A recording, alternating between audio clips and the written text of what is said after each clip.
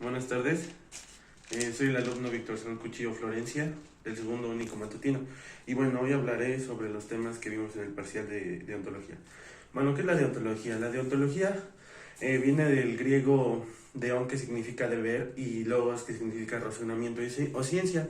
El estudio de esta es importante porque tiene que ver con los códigos profesionales y los servicios de las profesiones.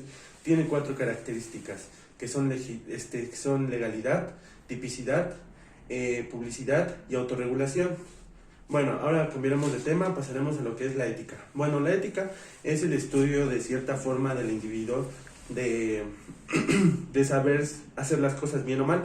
Estas no tienen sanción alguna y todas sus consecuencias recaen sobre uno mismo sin afectar a los demás. Y en cuanto a la ética social, es la que se encarga del estudio del individuo en la sociedad, con quien se relaciona en culturas y o ciertos casos en su familia. Bueno, ¿qué es la moral? La moral es el razonamiento y estudio de las normas interiores y autónomas de uno mismo, de saber de qué es lo bien y lo que es lo malo, ¿no?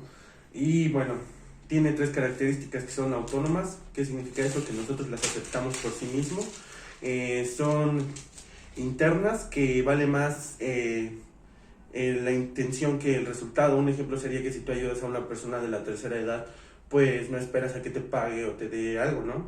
Y bueno, son no coactivas. ¿Qué quiere decir con esto? Que no existe sanción alguna y bueno, más que reproche en sí mismo. Bueno, ahora igual hablaremos de las normas jurídicas. ¿Qué son las normas jurídicas? Son aquellas normas que se encargan de estudiar y, bueno, de regular el comportamiento del individuo en la sociedad. Estas sí están previstas por sanciones en caso de su incumplimiento. Un ejemplo sería que si tú robas, pues existe una sanción para ello.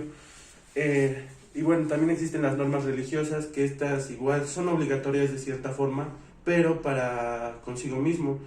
¿Por qué? Porque con esto buscas de cierta forma ganar un lugar en el paraíso o llegar a la santidad de forma buena.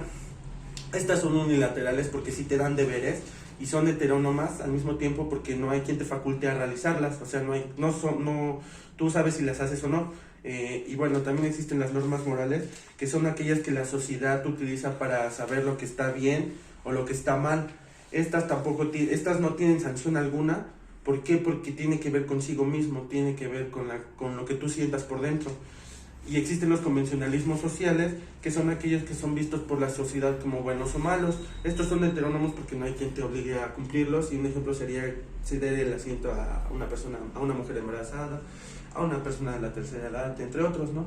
Y bueno, ahora hablaré de la profesión. Bueno, la profesión es la actividad de permanencia y constante que tú realizas con la intención de generar algún ingreso económico con tu bienestar y con el de tu familia. Este es público. ¿Por qué público? Porque, por ejemplo, si tú eres mecánico, dentista, carpintero, pues tú vas a cobrar por esos servicios.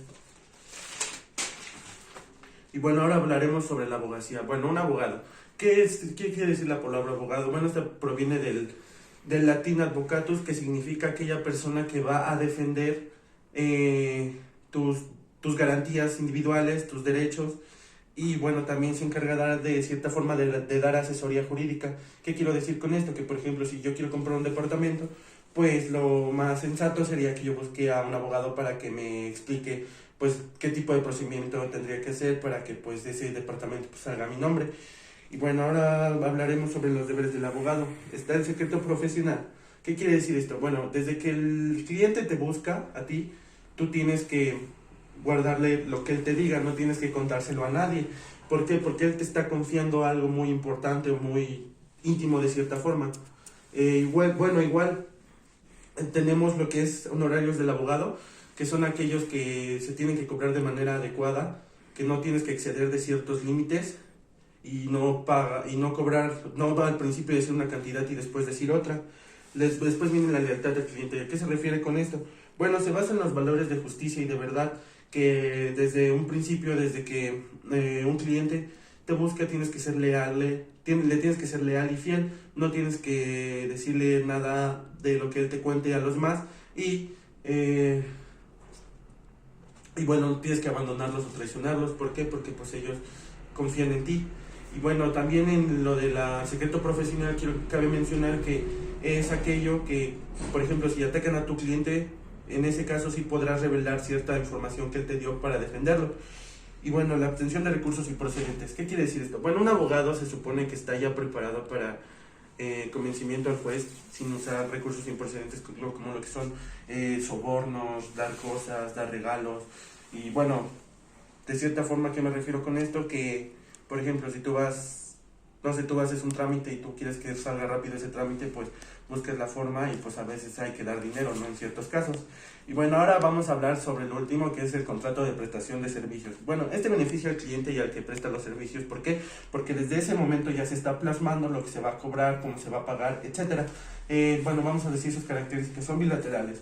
¿Qué es bilateral? Bueno, ambas partes tienen, tienen obligaciones.